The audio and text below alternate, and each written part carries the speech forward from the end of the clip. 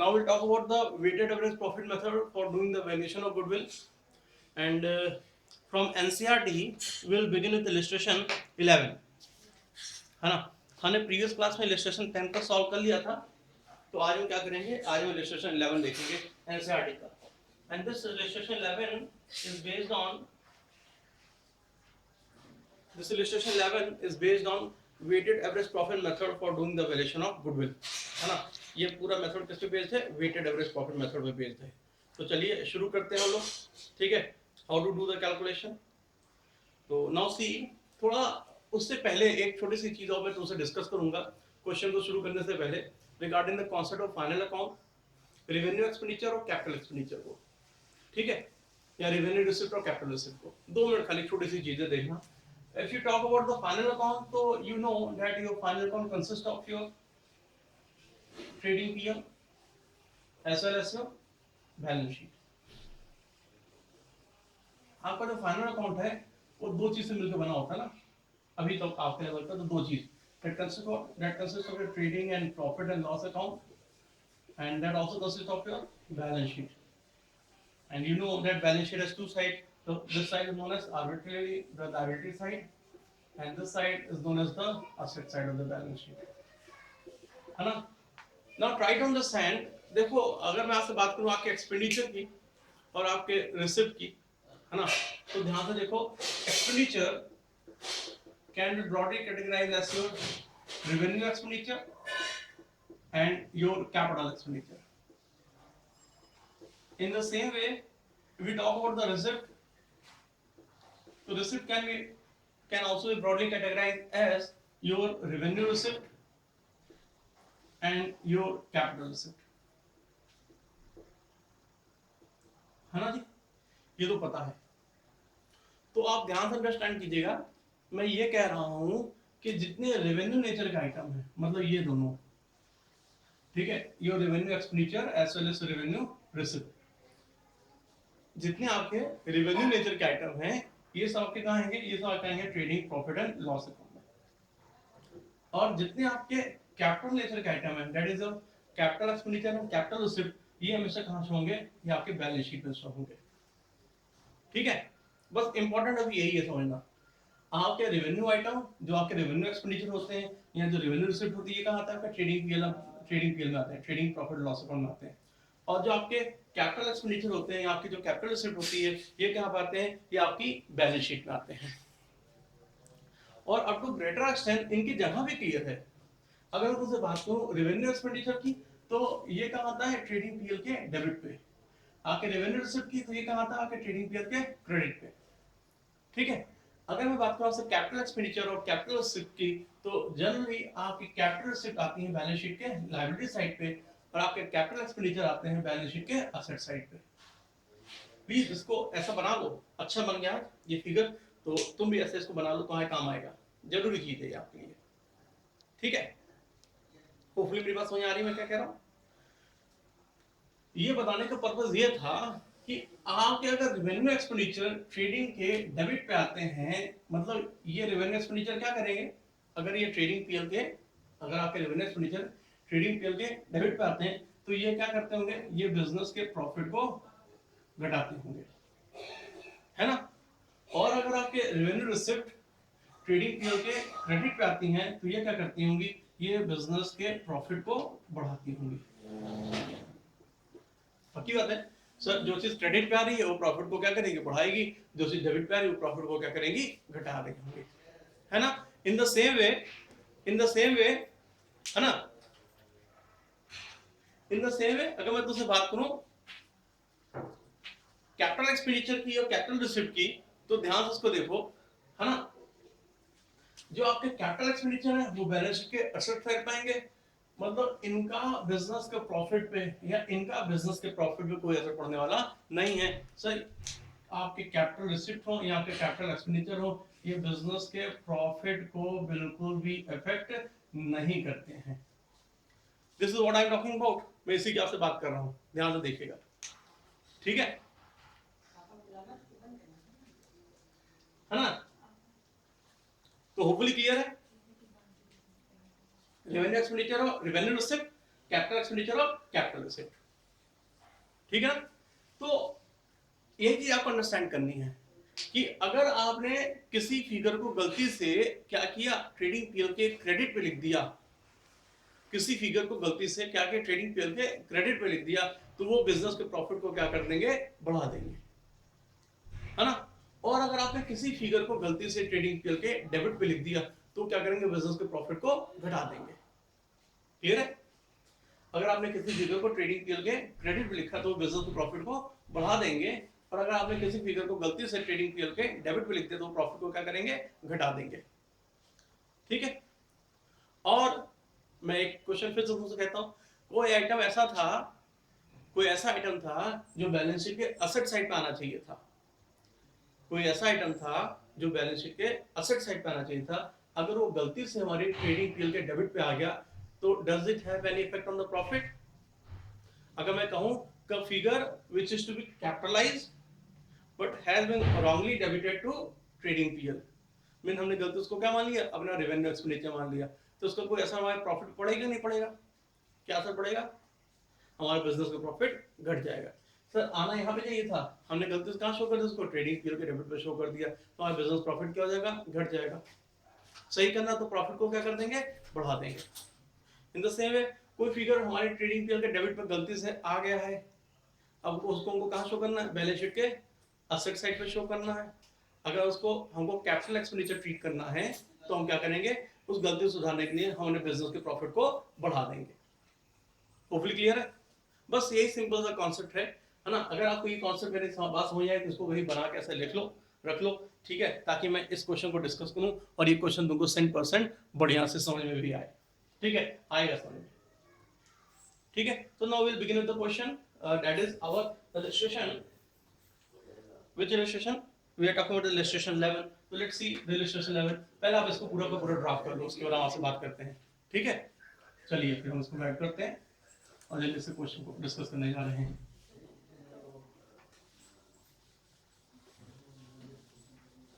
Now please see what our illustration emphasize। आपका illustration क्या कह रहा है? Calculate goodwill of a firm on the basis of 3 years purchase of weighted average profit of last 4 year।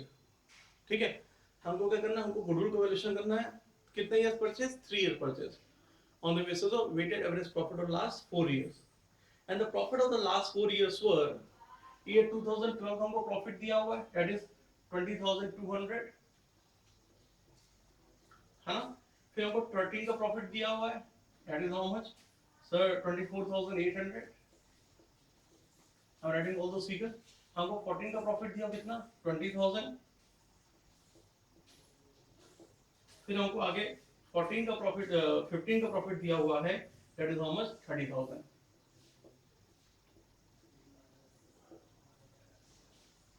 ठीक है, उनको आगे वेट भी असाइन किया हुआ है, लेकिन हमने ये जो फिगर ऑफ प्रॉफिट फाइंड किया ना, इसमें कुछ गलतियां हैं।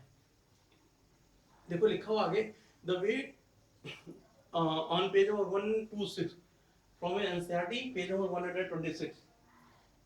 ठीक है, फ्रॉम एनसीईआरटी पेज नंबर 126। तो नाउ प्लीज सी, अगर मैं आपसे बात करूं तो देखो क्या बोल रहा है, you are supplied with the following information. हमको कुछ इंफॉर्मेशन दी हुई है, लेट्स सी द इंफॉर्मेशन। ये हमने गलतियां की हैं। On September 1st 2014 a major repair was made to the plant. ठीक है, हमने क्या किया, 1 सितंबर 2014 को प्लांट में रिपेयर कराया हुआ है, जिसमें 6,000 रुपए खर्च हुए हैं। ठीक है, देखो ये बोल रहा है on 1 April 2014 a major repair a major plant repair was undertaken for 6,000 which was charged to revenue। और उसको ने गलती से कहाँ चार्ज किया है, रेवेन्यू में चार्ज कर लिया है। मतलब इस रिपेयर के खर्च से हमारा 2014 का प्रॉफिट क्या हो गया है, डिक्रीज कर गया है। And the said sum is to be capitalised for goodwill calculation. और बोल रहा है क्या कि आपको क्या करना, हमने इसको गलती से, हमने इसको क्या ट्रीट किया, रेवेन्यू ट्रीट किया, लेकिन बोल रहा है कि आप उसको क्या करो, आप उसको कैपिटलाइज करो। ठीक है, आप उसको कैपिटल एक्सपेंडिचर ट्रीट करो for goodwill valuation. And the sum paid is to be capitalized for goodwill calculation, subject to adjustment of depreciation at a rate of 10% per annum on reducing balance method। और इस पे आगे क्या करना है हमको, इस पे आगे 10% डेप्रिसिएशन चार्ज करना, कैसे, डिमिनिशिंग बैलेंस मेथड से। This our first statement. Second, closing stock for the year 2013 was over valued. जो 13 का क्लोजिंग स्टॉक था वो क्या हो गया, वो ओवर वैल्यूड हो गया बाय रुपीज 2400, 2400 क्या हो गया, ओवर वैल्यूड हो गया। ठीक है, अभी इसके होंगे अंडरस्टैंड करते हैं इसका मतलब क्या है। आगे बोल रहा है to cover the management cost annual charge of 4800 should be made for the purpose of goodwill valuation. Management cost को कवर करने के लिए सर कितना खर्च करना है, 4800, और इसको हमको कंसीडर भी करना है गुडविल के वैल्यूएशन के लिए।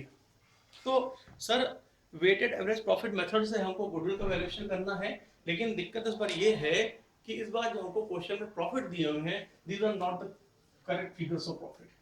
Why these are not the correct figure of profit, क्यों, क्योंकि हमने इस फिगर ऑफ प्रॉफिट को फाइंड आउट करने में कुछ गलतियां कर दी हैं। कैसी गलतियां कर दी हैं, 1 सितंबर 2014 को, ठीक है, 6000 रुपये खर्च किया गया रिपेयर पे, बोल रहा है कि हमने उसको गलती से क्या ट्रीट किया है, रेवेन्यू एक्सपेंडिचर, जबकि उसको रेवेन्यू एक्सपेंडिचर ट्रीट नहीं करना। क्या ट्रीट करना है, कैपिटल एक्सपेंडिचर। अभी मैंने तुमको थोड़ी देर पहले फाइनल अकाउंट का कॉन्सेप्ट समझाया था, वहां मैंने बोला था अगर आपने किसी फिगर को रेवेन्यू एक्सपेंडिचर ट्रीट कर लिया, इसका मतलब उस साल का प्रॉफिट क्या हो जा रहा है, घट जा रहा है। अगर ये रेवेन्यू एक्सपेंडिचर नहीं था, इसको क्या ट्रीट करना है हमको, कैपिटल एक्सपेंडिचर। तो अपनी गलतियां कैसे सुधारेंगे, हम सिर्फ और सिर्फ अपने उस साल के प्रॉफिट को 6000 से क्या कर देंगे, बढ़ा देंगे।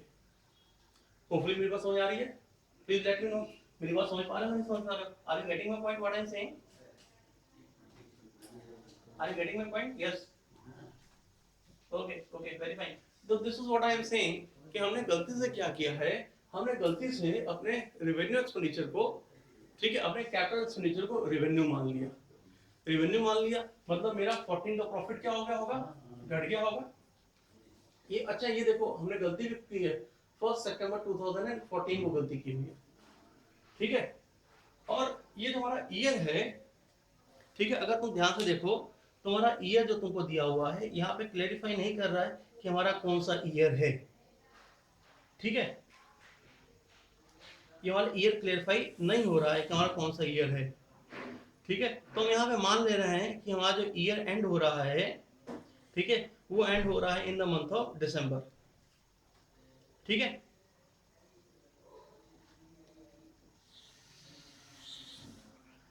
In this question it is not being clear ना कि हमारा ईयर कब एंड हो रहा है, तो उसको कब मान लेते हैं, हम मानते हैं कि our year ends on 31st of December. ये भी है दिसंबर में, December 31st of December and 31st of December, ठीक है।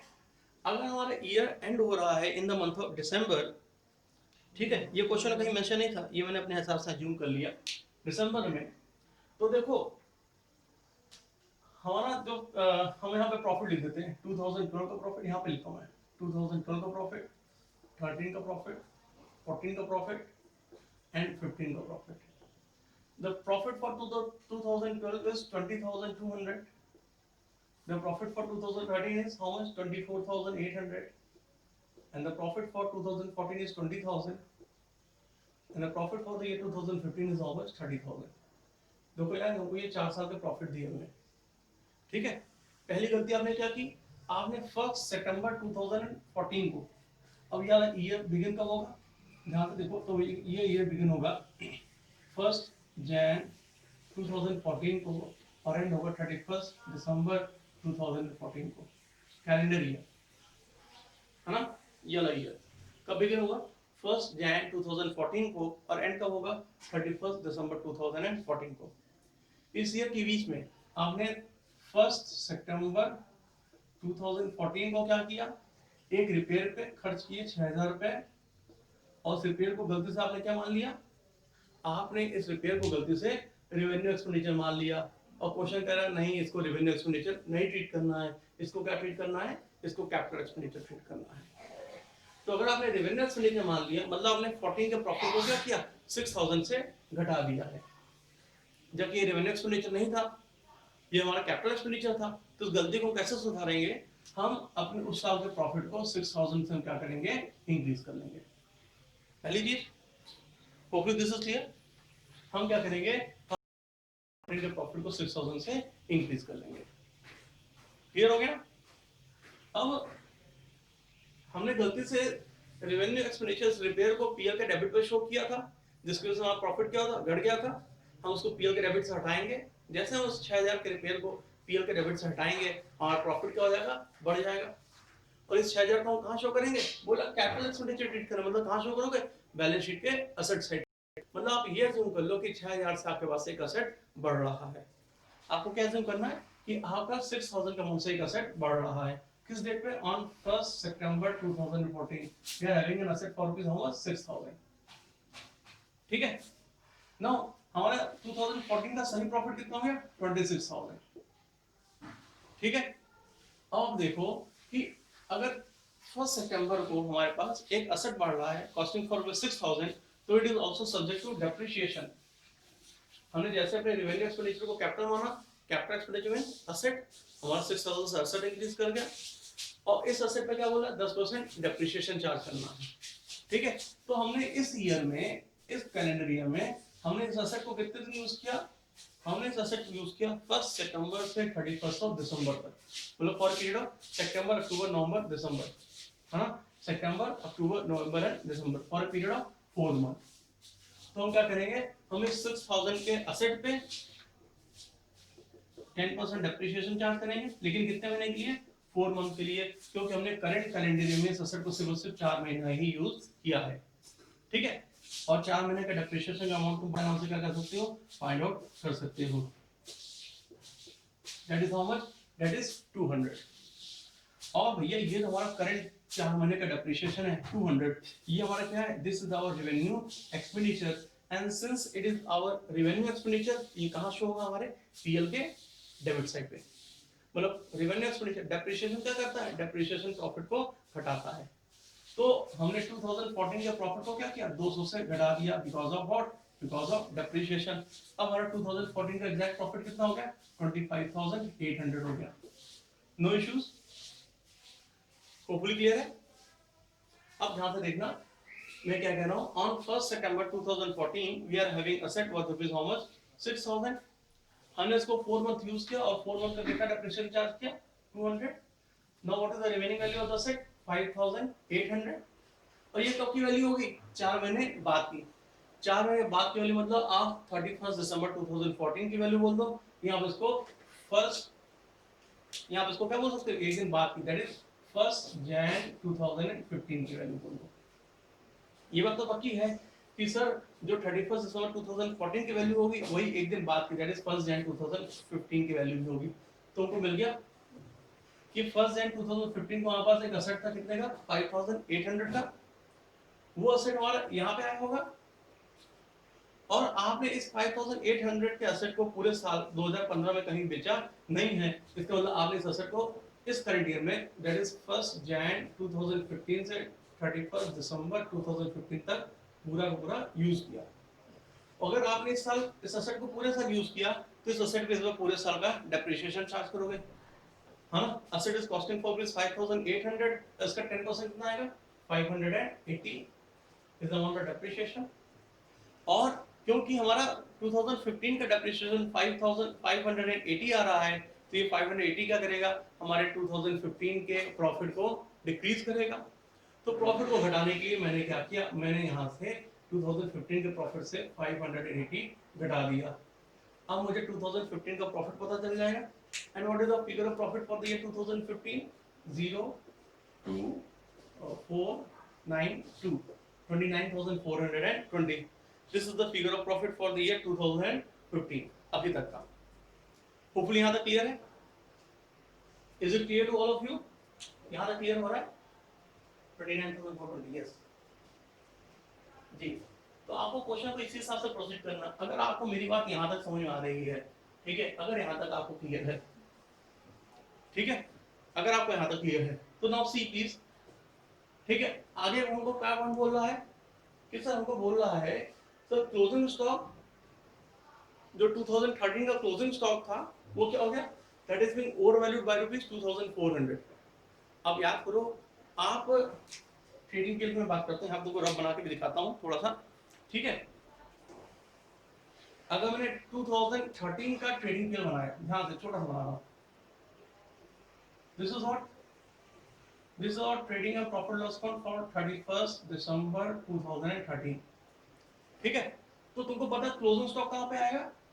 क्लोजिंग स्टॉक आएगा क्रेडिट साइड पे, याद है? तो हमारा क्लोजिंग स्टॉक क्या हो गया? 2400 से ओवर वैल्यूड हो गया। अगर हमारा 2013 का क्लोजिंग स्टॉक 2400 से ओवर वैल्यूड होता है तो उसका क्या असर पड़ेगा हमारे प्रॉफिट पे, हमारे नेट प्रॉफिट पे? पक्की बात है, हमारा जो नेट प्रॉफिट अगर क्रेडिट से 2400 ज्यादा आ गया है, इसका मतलब सर जो हमारा नेट प्रॉफिट वो भी क्या होगा? वो भी 2400 से ज्यादा आ जाएगा। अगर क्लोजिंग स्टॉक ज्यादा आ गया, क्रेडिट साइड पे कोई फिगर ज्यादा आ गया तो उसका असर क्या पड़ेगा? हमारा जो प्रॉफिट वो क्या करेगा? वो इंक्रीज कर जाएगा। पक्की बात है? तो इसका मतलब क्या है कि हमारा जो 2013 का प्रॉफिट है वो क्या है? वो 2400 से ज्यादा आ रहा है, क्योंकि हमने क्लोजिंग स्टॉक को क्या किया है? ओवर वैल्यूड किया हुआ है। तो अगर हमारा प्रॉफिट ज्यादा आ रहा है तो 2013 के सही प्रॉफिट को फाइंड आउट करने के लिए हम इसमें से क्या करेंगे? सर 2400 को डिडक्ट कर देंगे, तो हमको अपना प्रॉफिट का फिगर मिल जाएगा। तो हमारे 2013 का प्रॉफिट एग्जैक्टली कितना आ गया? मैंने यहाँ पे फाइंड कर लिया, 00422 22,400 आ गया। अब यहाँ तक क्लियर है? अब one more thing you know sir, हम जैसे बनाएंगे सर ट्रेडिंग पीएल फॉर 31 दिसंबर 2014, ये 31 दिसंबर 2013 का ट्रेडिंग पीएल था। If you draft the trading PL for 31 दिसंबर 2014, अगर हम 14 का ट्रेडिंग पीएल बनाएंगे तो you know it very clearly that the closing stock of the year become the opening stock of next year. मतलब अगर मैं तुमसे बात करूं तो 1 जैन 2014 का हमारा जो ओपनिंग स्टॉक होगा वो क्या होगा? वही जो क्लोजिंग स्टॉक है वो ओपनिंग स्टॉक हो जाएगा। अगर हमारा 31 दिसंबर 2013 का क्लोजिंग स्टॉक 2400 से ओवर वैल्यूड हुआ था, तो पक्की बात है हमारा 31 दिसंबर हमारा 1 जैन 2014 का ओपनिंग स्टॉक भी क्या होगा? 2400 से ओवर वैल्यूड होगा। मानोगे? पक्की बात है, because you know that the closing stock of year become the opening stock of next year, है ना? तो 31 दिसंबर 13 का जो क्लोजिंग स्टॉक था वो क्या होगा? वो 1 जैन 2014 का ओपनिंग स्टॉक बनेगा। अगर 13 का क्लोजिंग स्टॉक ओवर वैल्यू था 2400 से, तो पक्की बात है 14 का हमारा ओपनिंग स्टॉक भी क्या होगा? 2400 से ओवर वैल्यूड हो जाएगा। And if our opening stock is over valued, अगर मैंने पीएल के डेबिट पे कुछ फिगर एक्स्ट्रा लिख दिया तो उसका असर क्या होगा? हमारा उस साल का जो प्रॉफिट था वो 2400 से कम आने लगेगा। अगर मैंने डेबिट पे कोई फिगर ज्यादा लिख दिया तो प्रॉफिट को क्या करता है? घटाता है। अगर मैंने गलती से डेबिट पे 2400 ज्यादा लिख दिया तो मेरा उस साल का प्रॉफिट क्या होगा? 2400 से कम आ जाएगा। होपफुली एग्री करोगे? तो सर मतलब मेरा 2014 का जो प्रॉफिट आ रहा है वो जितना आना चाहिए उससे 2400 कम आ रहा है। अगर सही प्रॉफिट को जानना है तो हम क्या करेंगे? हम अपने 2014 के प्रॉफिट में 2400 ऐड कर देंगे। होपफुली क्लियर है? तो हमको 2014 का सही प्रॉफिट मिल जाएगा। वो कितना हो जाएगा? 00 8 4 12 2 3 5 6 7 8 एंड 2 28,200। अब इसको बना लेना ऐसे ताकि आपको आगे याद रहे, कभी रिवाइज करना तो भी याद हो जाए, काम चल जाए। ठीक है? अब सर मैंने सारे पॉइंट अभी देखो ये वाला पॉइंट भी आपसे डिस्कस कर लिया और मैंने आपसे ये वाला पॉइंट भी डिस्कस कर लिया। अभी खाली एक पॉइंट और बाकी है, that to cover up the management cost. Sir expense कितना आ रहा है? 4800 आ रहा है। लास्ट में कुछ ऐसा लिखा था ना, to cover management cost and annual charge of 4800 should be made for the purpose of goodwill valuation. Sir management cost को कवर करने के लिए कितना एनुअल चार्ज है? 4800 है। तो अगर 4800 मैनेजमेंट कॉस्ट को कवर करने का चार्ज है तो ये क्या करेगा? ये हमारे आने वाले साल के प्रॉफिट को उठाएगा, है ना? अगर आपको एवरेज प्रॉफिट को घटाना है तो हम क्या करें? हम अपने हर साल के प्रॉफिट से अगर 4800 डिडक्ट कर दें तो अपने आप हमारा एवरेज प्रॉफिट जो फ्यूचर ईयर का प्रॉफिट हो क्या होगा? वो 4800 से घट जाएगा। वही क्वेश्चन बोल रहा है कि मैनेजमेंट कॉस्ट को कवर करने के लिए हमको फ्यूचर में क्या करना होगा? 4800 का पेमेंट करना पड़ेगा। मतलब हमारा एवरेज प्रॉफिट जो फ्यूचर प्रॉफिट है वो 4800 का होगा, डिक्रीज करेगा। तो उसको डिक्रीज करने के लिए यहाँ तो डायरेक्ट जाके एवरेज प्रॉफिट से घटा दें।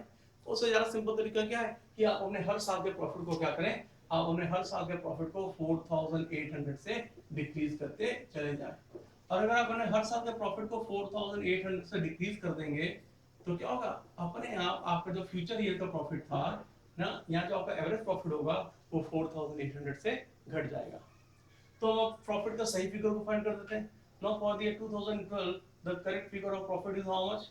ना 9 से आगे 5 15,400। For 13, what is the correct figure of profit? हम बड़ा आराम से फाइंड कर लेंगे. 6 and 11 में से 4 है, 7 and 1, 17,600.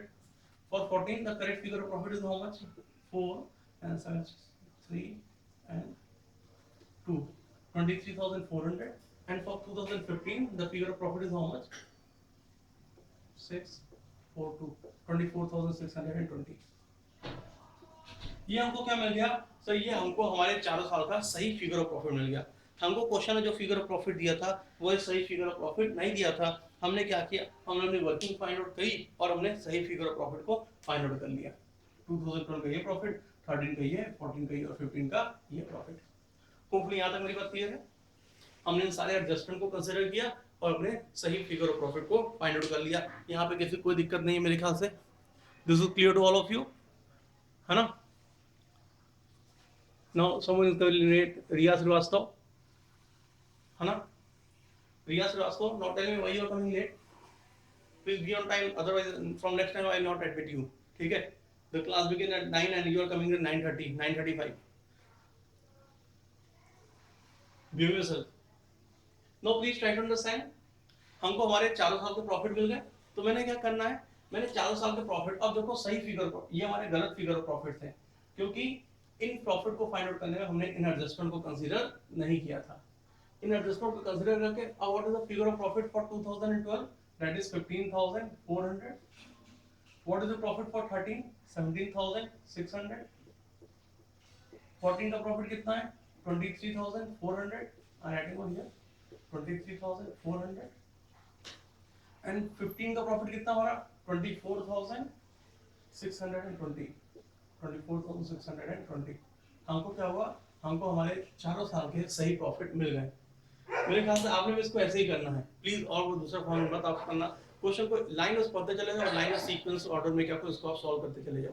तो अगर आपने इसको लिख लिया है तो मैं इसको वाइप करता हूं और अब हम क्या करेंगे? Now we will go for doing the calculation of weighted average profit. अब तुमको जाकर सही प्रॉफिट मिला है. ठीक है? तो नाउ विल सी इजीली. मैंने यहाँ पे ईयर लिख दिया 2014, 2012, 13, 14 एंड 15. अब मैंने यहाँ पे क्या किया? हमने चारों साल के प्रॉफिट को लिख दिया. 15,400, 17,600, 23,400 and last में 24,620. These are the figure of profit. Now in the book the weight is being already assigned to them, है ना?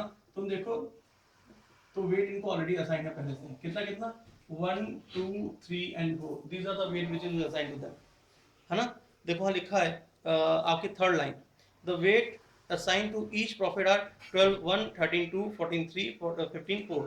तो मैंने 17 से क्या किया? वेट असाइन कर लिया. Now we'll find what? We'll find the product. Can you find the product? Easily you can do the calculation of product now. Sir, profit multiplied by weight is equal to what? Is equal to product. आप जब तक profit का wait में multiply करोगे आपको क्या मिल जाएगा? Product मिल जाएगा. तो फर्स्ट ईयर का product is 15,400 only. Second year का कितना होगा? 17, 34, 35, 35,200, 35,200. तीसरे का 3 जो 3 जो 12 तो करीबन 3 का 9 10 के करीबन 3 6 7 70,200. और चौथे साल का तुम देख लो जरा ध्यान से. तो 2 0 2 8 2 6 4 2 8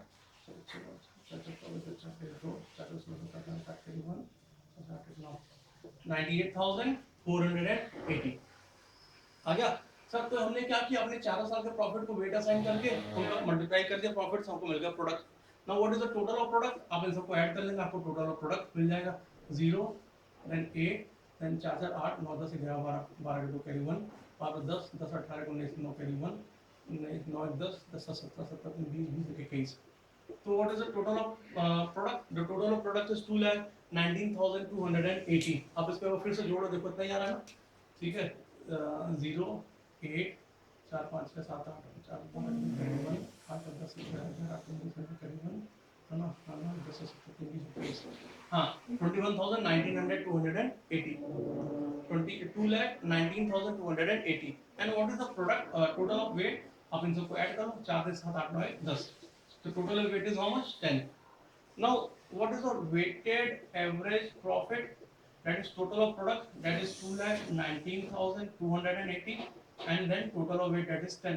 आप इसको डिवाइड करोगे तो आपको मिल जाएगा weighted average profit. And what is the weighted average profit? Sir, your weighted average profit is 21928. That is 21,928. After finding the figure of weighted average profit, हमको क्वेश्चन देखो क्या बोल रहा है, goodwill of the firm is valued at, देखो कहाँ दिया था, 3 years purchase of weighted average profit. How many years purchase? Number of years purchase कितना दिया? 3 years purchase दिया. तो आप बड़े नाम से आप देखो लिख सकते हो, goodwill is equal to what? That is weighted average profit into number of years purchase. ठीक है? And what is the weighted average profit? That is 21,928. And how many number of years purchase? 3 years purchase हमको question में दिया हुआ है. अगर आपको 3 years purchase दिया हुआ है तो आप क्या करो, मल्टीप्लाई बाय 3 कर लो और आपको बड़े आराम से क्या हो जाएगा, आपका वेटेड एवरेज प्रॉफिट गुडविल मिल जाएगा, है ना.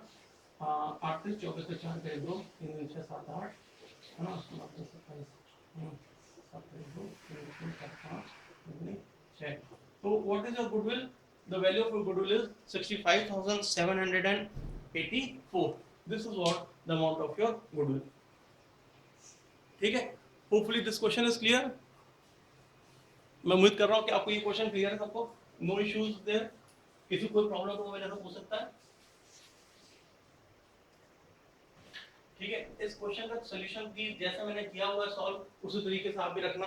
ठीक है, सॉल्यूशन चेंज मत करना, बुक के पैटर्न को मत फॉलो करना. This is the easiest way. ठीक है, हम लोग बिल्कुल अपने तरीके से सॉल्व करेंगे हर क्वेश्चन को. ठीक है, अपने कॉन्सेप्ट को बनाते हुए. जरूरी है कॉन्सेप्ट का फॉर्मुलेशन, हो सकता है कि आपको यहाँ से कॉन्सेप्ट आपका क्लियर हो रहा हो.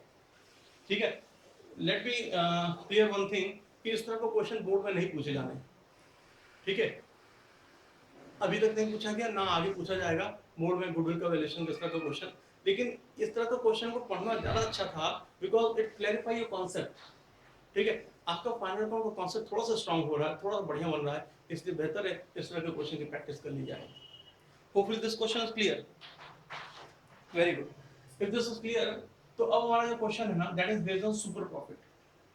मैं इसको वाइप करता हूं, तब तक आप जरा से एक बार सुपर प्रॉफिट को रिकॉल करने की कोशिश करो और tell me in the chat box what is the meaning of super profit. Super profit क्या होता है?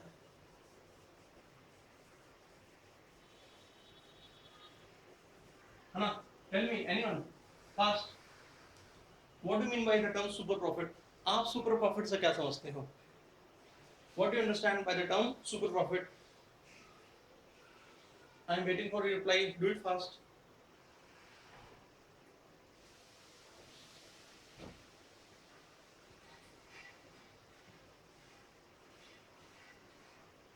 Some are saying abnormal profit, average income, the external profit in comparison to the competitor. Yes, Sudhans. Yes, very good. Now all are started giving the reply. ठीक है, और very good. Mahi Pandey बोलेंगे the profit which तो क्या which earned from non-recurring equity. नहीं बेटा, the profit which is earned, Mahi Pandey ji, the profit which is earned from non-recurring equities, that is known as your abnormal profit. है ना? I am not asking the meaning of abnormal profit. I am asking what do you mean by super profit. So to understand the concept of super profit, या अगर आप मुझे super profit का concept को बताना चाहते हो तो आप मुझे simple formula बता दो ना. What is formula? Sir, actual or average profit minus nominal profit is super profit. Sir, actual or average profit minus nominal profit means what? Sir, you understand the concept of firm and the industry. Industry is a broad concept, firm is a narrow concept and part of industry. है ना? Industry क्या है? हमारी industry broad concept और firm क्या है? Narrow concept industry का part है कि नहीं? इमरती की इंडस्ट्री और बेनीराम की firm. Again try to understand what I am saying. Imarti की क्या होगी? इंडस्ट्री होगी और बेनीराम की क्या है? फर्म है. इमरती की इंडस्ट्री मतलब हर वो मैन्युफैक्चरर जो इमरती बना रहा है, सबको मिला लिया, सबकी मैंने कंबाइन स्टडी कर ली तो मुझे इमरती इंडस्ट्री मिल गई, स्वीट इंडस्ट्री. और बेनीराम इंडिविजुअली में बात करूं तो बेनीराम क्या है? बेनीराम फर्म है ना? तो मेरी बात समझने की कोशिश करो. बेनीराम इमरती बेच के जो प्रॉफिट रखते हैं वो 15% का है. बेनीराम, उनकी गुडविल बहुत अच्छी है, तो बेनीराम इमरती बेच के जो प्रॉफिट अर्न करते हैं उनका कितना परसेंट प्रॉफिट होता है? 15%. जबकि सर इंडस्ट्री में जो अदर सेलर्स हैं If they start selling the Imarti तो they will have a profit of suppose कुछ परसेंट रख देते हैं 10%। मेरे नाम इमरती बेच के कितना प्रॉफिट हम कर रहे हैं 15%, जबकि अदर सेलर कितना प्रॉफिट हम कर रहे हैं 10%। तो मेरे नाम को एक्स्ट्रा प्रॉफिट हम कर रहे हैं ना, यस मेरे नाम को एक्स्ट्रा प्रॉफिट हम कर रहे हैं। और कितना परसेंट एक्स्ट्रा प्रॉफिट हम कर रहे हैं, he is earning extra profit of 5% and this 5% is what, this 5% is a super profit. This is what mister Sudhanshu was explaining, यही सुधांशु जी बोल रहे हैं। The profit which a business earn in comparison to its competitor, other Imarti वालों के comparison में मेरे नाम जो एक्स्ट्रा प्रॉफिट अर्न कर रहे हैं वही एक्स्ट्रा प्रॉफिट क्या है, मेरे नाम का सुपर प्रॉफिट है। Try to understand what is super profit, sir? The excess of the average profit or the excess profit which is earned over and over the competitors is known as a super profit, है ना? तो this is clear। Super profit क्या होता है sir, कोई business जो extra earn करता है हम उस एक्स्ट्रा प्रॉफिट को क्या कहते हैं, हम उस एक्स्ट्रा प्रॉफिट को कहते हैं सुपर प्रॉफिट। ठीक है, now for doing the calculation of super profit कैसे करोगे, actual of average profit minus nominal profit. Sir आपने एवरेज प्रॉफिट का कैलकुलेशन तो पहले भी सीखा हुआ है, total of profit over number of years. अगर आपको क्वेश्चन में मान लो एवरेज प्रॉफिट नहीं दिया हुआ है तो किससे काम चला लेंगे, एक्चुअल प्रॉफिट से काम चला लेंगे। ठीक है, नॉमिनल प्रॉफिट का कैलकुलेशन कैसे करते हैं, नॉमिनल प्रॉफिट का कैलकुलेशन बड़ा सिंपल सा, दैट इज कैपिटल एम्प्लॉयड है ना, कैपिटल एम्प्लॉयड, ठीक है, into normal rate of return upon 100। How to do the calculation on nominal profit? So the formula for doing the calculation nominal profit is what? Capital employed into normal rate of return upon 100। आप इस तरीके से क्या करेंगे, आप इस तरीके से आराम से अपने nominal profit का calculation कर लेंगे। In the question, the figure of capital employed will be given, nominal profit will be given। आप बड़े आराम से क्या करोगे, nominal profit का calculation कर लोगे। Hopefully this is clear। So this is how we do the calculation of super profit। हमको क्या सीखना है, how to do the valuation of goodwill by super profit, by way of super profit। If you want to do the valuation of goodwill by way of super profit, the formula is what? The formula is super profit into number of years purchase। What is the formula? The formula is super profit into number of years purchase। ठीक है, number of years purchase आपको question में हमेशा दिया रहेगा और super profit आप इस तरीके से क्या कर सकते हो, फाइंड आउट कर सकते हो। ठीक है, तो this is how will do the calculation of sir goodwill by way of super profit method. इस तरीके से हम क्या करेंगे, गुडविल को वैल्यूएशन करेंगे किस मेथड से, सुपर प्रॉफिट मेथड से। Hopefully this is clear. ठीक है, तो now will begin with our question, that is illustration. अभी हमने सॉल्व किया है 11th वाला, तो वो विल बिगिन विद इलस्ट्रेशन 12। जल्दी से इलस्ट्रेशन 12 को लोग देखते हैं, तो उसको अंडरस्टैंड करने की कोशिश करते हैं। तो आप आ जाओ page number 128 from your NCERT. ठीक है, जल्दी से क्वेश्चन पढ़ लो, तब तक मैं क्वेश्चन बोर्ड पे क्या करता हूं, लिख लेता हूं, है ना।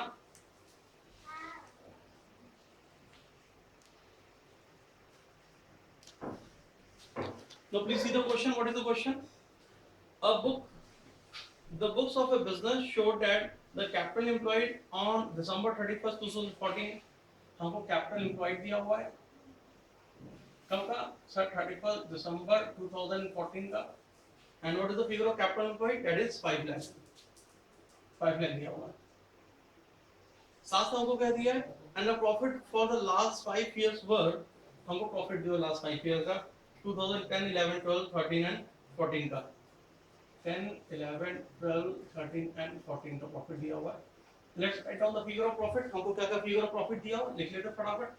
देखो हमको दिया हुआ है 10 में कितना प्रॉफिट, 40,000, देन 11 में 50,000, देन 12 में हमको दिया 55,000, और हमको 13 में दिया प्रॉफिट 70,000, और हमको ये 14 में दिया प्रॉफिट कितना, 85,000।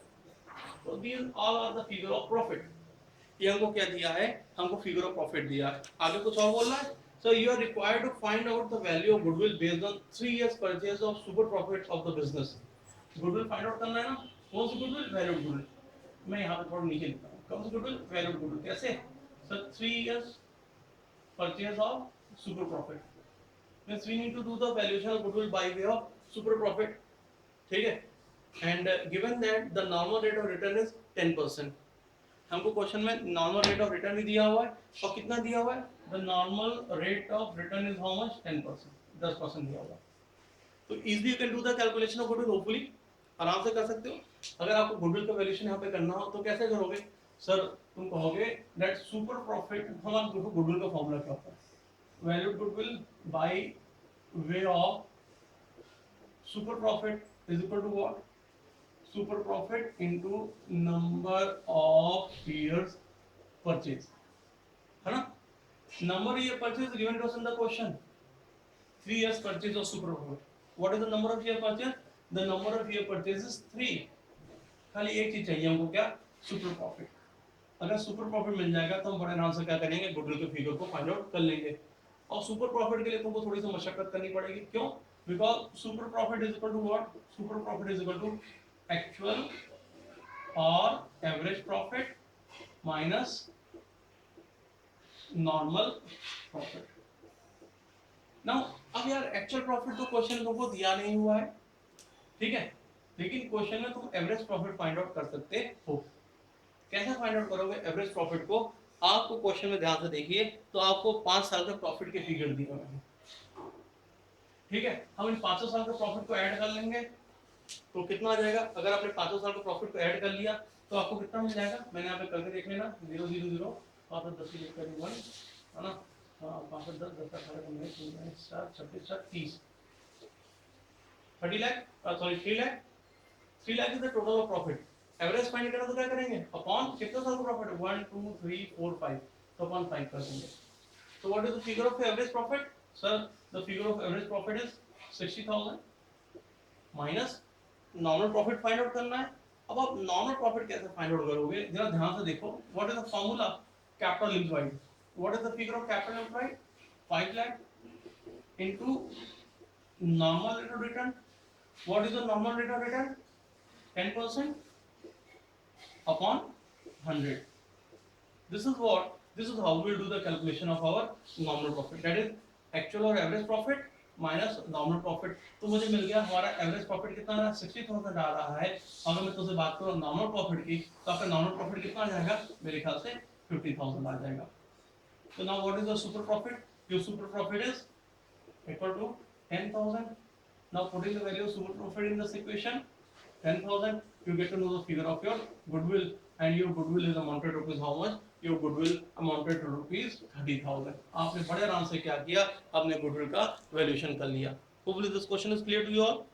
If this is clear, तो now illustration 13 will be your homework, आप उसको जरूर से अपने घर पे करेंगे, ठीक है, और दिक्कत होगी तो मेरे से clarify भी कर सकते हो for any kind of discussion। Hopefully clear आपको यहाँ तक सबको, no issues होते हैं, किसी को कोई प्रॉब्लम नहीं है, वेरी फाइन, अगर आप सबको ये क्लियर है तो ठीक है। नाउ अब हम क्या करते हैं, अब थोड़ा सा एक छोटा सा ब्रेक लेंगे